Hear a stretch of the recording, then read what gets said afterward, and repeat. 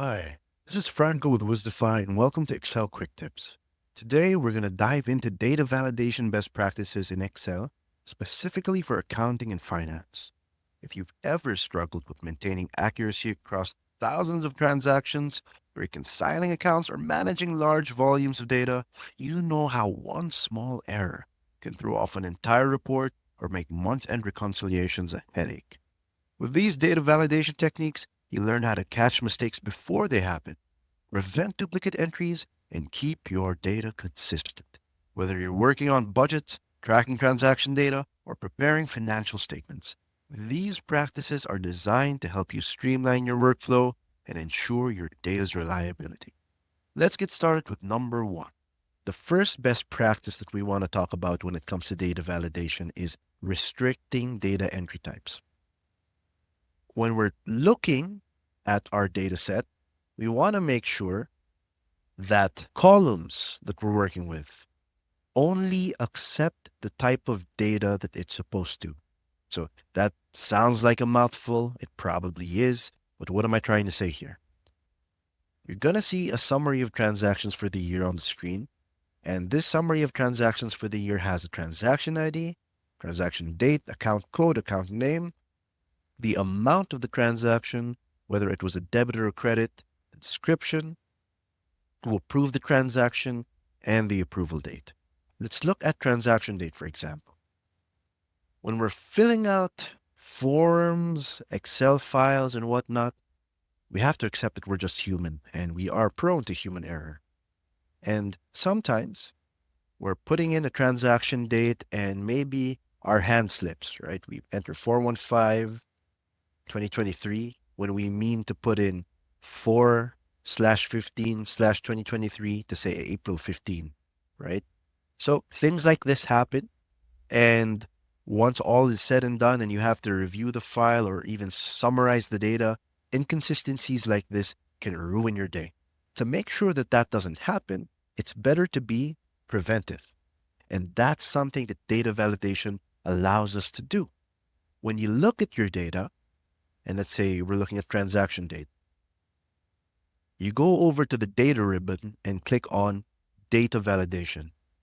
You're about to see this pop up, and simply, if you click on this drop down, you're going to see that you can specify which types of data Excel will accept for these cells.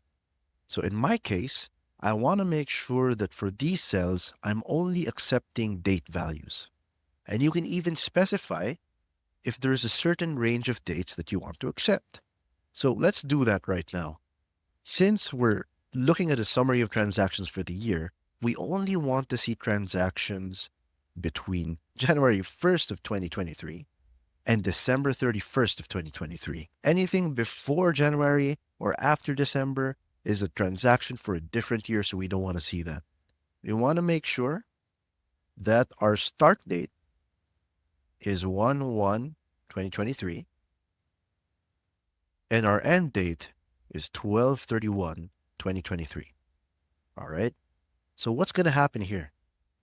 If I enter something that's not a date, say for example, we do that hand slip a while ago, fat finger syndrome gives me 4/15/2023, it doesn't accept the data, right? So if I try to cheat that, I press cancel, the data disappears, and basically we don't have that entry, right? We're preventing mistakes.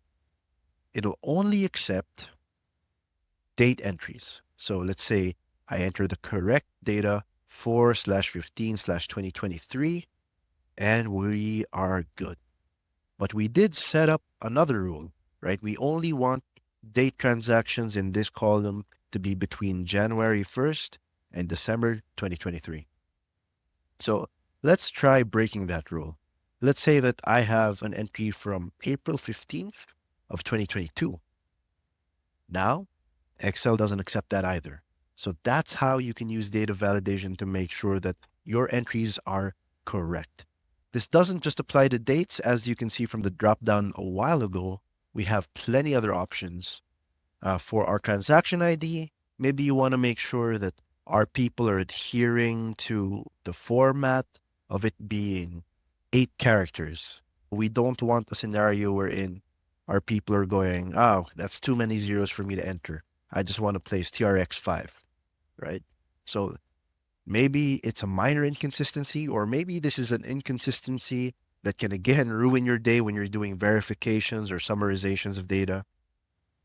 So maybe what I want to do is for this set of cells, I want to make sure that the text length is equal to 8 characters, right? So now if my employee goes, okay, too many zeros, just go straight to TRX5. Now Excel doesn't accept that either. Now, for our transaction ID to be accepted, we need 8 characters. They have to follow the format TRX 1, 2, 3, 4, and 5. As you can see, Excel has already accepted that data. We can do that for amounts as well. Do you want to make sure that cells only accept whole numbers, decimal numbers, or you can even specify from a list, right? That's something we're going to be talking about next. So our next best practice is actually utilizing drop-down lists. That's where our list function for data validation plays in quite nicely. If you're looking at my screen right now, let's say we only want to limit the debit credit to 2 choices, the account name, and the approvers, right? Is that something that we can do?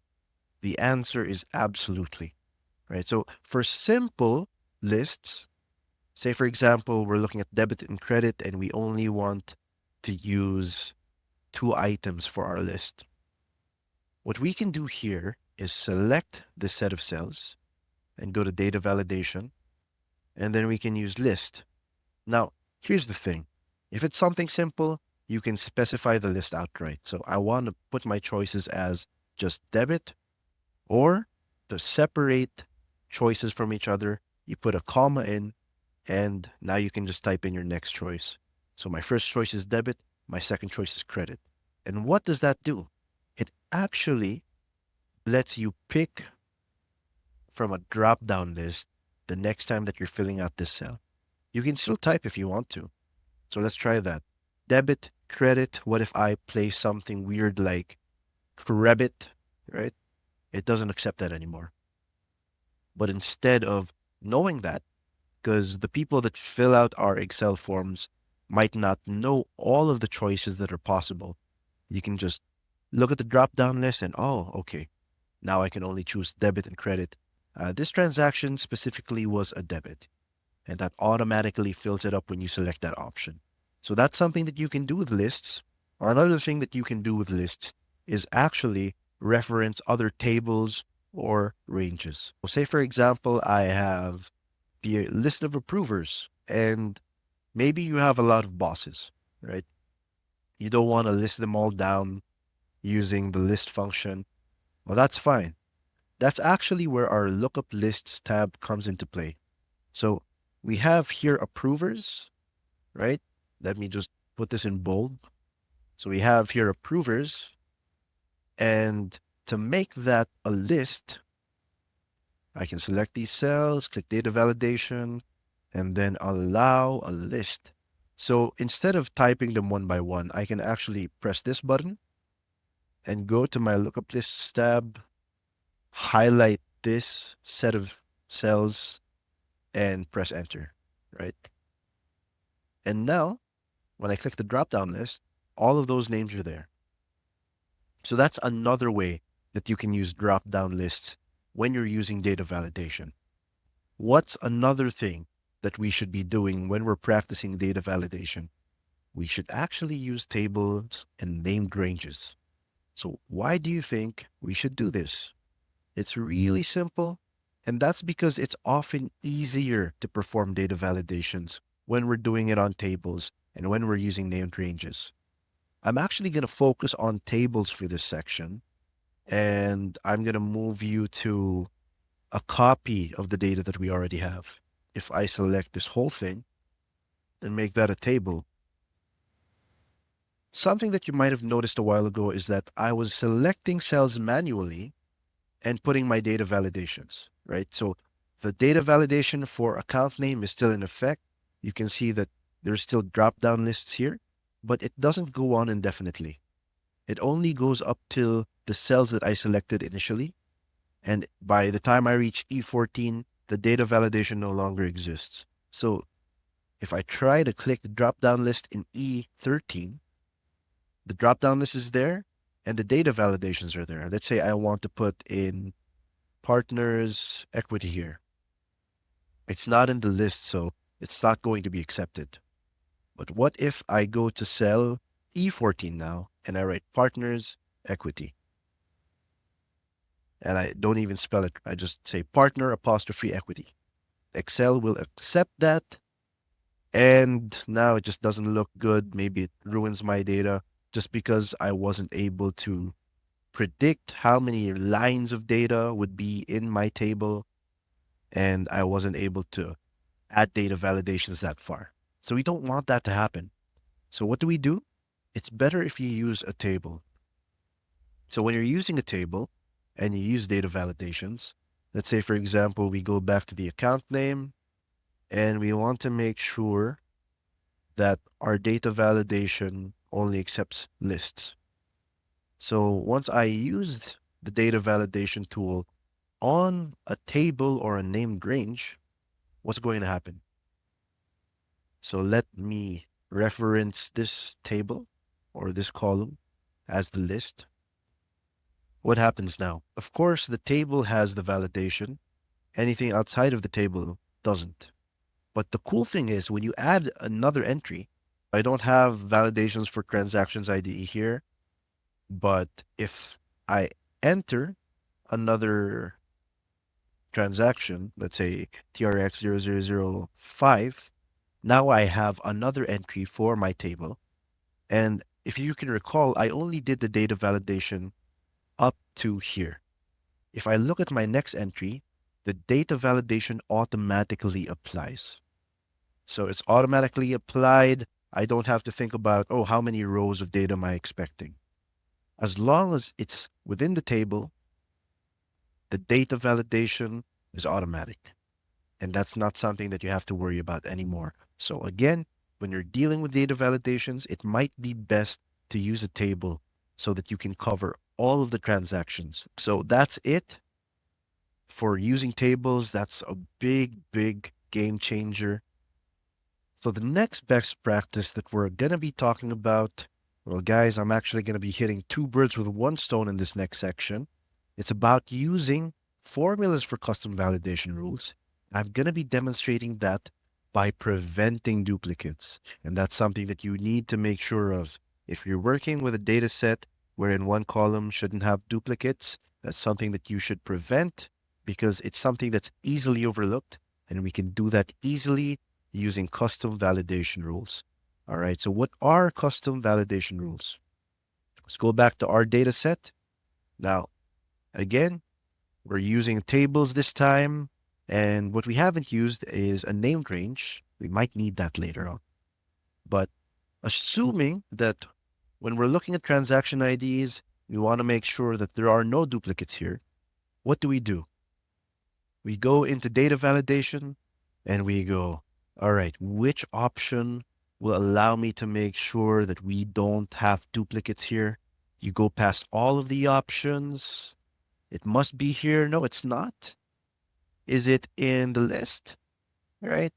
So you can go through all of them and you'll eventually see that there's no preset rule or preset option to prevent duplicates from occurring. So how do we usually handle that? How do you even know that there's a duplicate in the first place, right?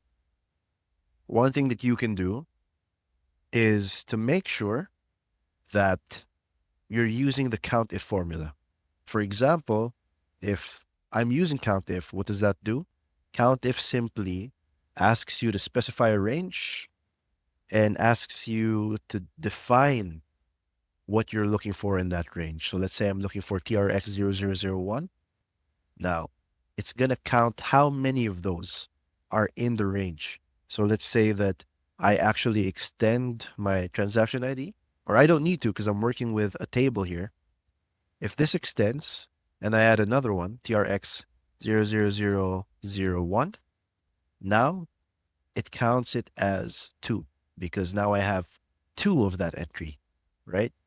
So now that we know that we can use COUNTIFs or COUNTIF to identify if there are duplicates, we can actually use that in our data validation, right? What happens here is I select my data validation and I go to custom and I type that formula in. So COUNTIF, and I specify this range, and then I specify that it should start from B4. And we want to make sure that the count that we get is less than 2, right? So we're only expecting at most 1 entry. If it's more than 2, it's a duplicate, so we shouldn't accept that, right? Now, if I do that and I change this last entry to TRX 00001, right? What happens? When we look at our data validation, it actually accepted the entry, right? That's kind of peculiar, and that shouldn't happen. So there will be cases where that happens. If we say, for example, if we lock this in and we try that formula again, now there's an error, right? We try that again, 0001. Now it doesn't want to accept it, just like we planned. So it looks like we have to lock in before we enter the data validation. That's something that you should keep in mind. Let's put that back into 4. Now it should work if we put in a new entry, right? So TRX 0005, not a duplicate, there should be no problem. But what if I entered TRX 0001 instead? Now it should have blocked us from entering this data, but it allowed us to do that. So we're going to go back to the concept of named ranges. And sometimes Excel is wonky with this. We specified this set of cells, and it's sticking to that set of cells, even if we're working with a table. One thing that you could do, when we looked at our COUNTIF formula a while ago, and we specified this range, it actually gives us table 2 transaction ID, right? If you try to copy this and you put that in your data validation, what happens? We replace this range with table 2 transaction ID. It's actually not going to accept that. That's one of the weird things when you're working with data validation. It doesn't want to accept a table column as an entry for a formula. But does that mean that we can't pull off this validation anymore? Absolutely not. What we can do is we can select this. So that's actually selecting our column for that table. And we can go into formulas in our ribbon and define a name. When we're talking about table 2 transaction ID, we can just name this as transaction ID. And now we've created a named range that will always refer to table 2 transaction ID. Okay? Now, the thing that happens when you do this is once you go back to data validation, you can refer to that named range instead. Let me type in transaction ID and press enter. Now, before, if you try to enter TRX 00001, it accepted this entry, right? Because before we were just looking at cells B4 to B7. But now, since we're using a named range that refers to the whole table column, once we press enter, it's not going to accept that range. So again, we're using custom formulas to prevent duplicates, and we're using a little extra help from our named ranges. Isn't that cool? So I hope you're still with me and everything is still exciting for you. That's 2 items off of our list, right? What's the next best practice that we should be aware of? We should be able to use conditional formatting as well. What is conditional formatting and why should we care about it? Let's go back to the data set. And when we're working with conditional formatting, Sometimes we want to make sure that when we're validating data, we can highlight anything that's peculiar, right? So not necessarily locking transactions or types of data from being entered, but making sure that when there are sets of peculiar data, we can easily investigate them. So how do we do that? We use what we call conditional formatting, and you can actually find that over here. So we click on conditional formatting, and as you can see, it has some preset rules as well, just like in data validation. So for example, maybe we want to highlight amounts that are above a certain threshold. Maybe we're a small company and we don't really make large transactions. So I want to make sure that I don't have transactions that are greater than $500,000, right? And when I do have one, it should be highlighted in red. So let's do that. TRX 00001. Of course, it's not going to accept that. See, our data validation is working just fine. So, hey, no duplicates allowed. Try again. We can pretend that we filled everything out. And let's say that we put our entry in and the amount is 501,000. So as you can see, automatically we have coloring, we have formatting. So that's how conditional formatting works. So if you don't want to block an entry outright and you just want to make sure that you catch these transactions and you can subject them to further investigation, you can use conditional formatting instead. And what's going to happen is now maybe you can filter by color and say, okay, these are the list of unusual transactions. Maybe there's nothing wrong with them, but we just have to check them again to make sure, right? Another thing that you can do with conditional formatting is simply highlight cells that are empty. So we want to make sure that our employees are filling everything out. And we want to make sure that it's not empty, right? So let's check more rules. And there should be a option to make sure that it's not blank, right? If it's blank, what happens is we can format that a certain way.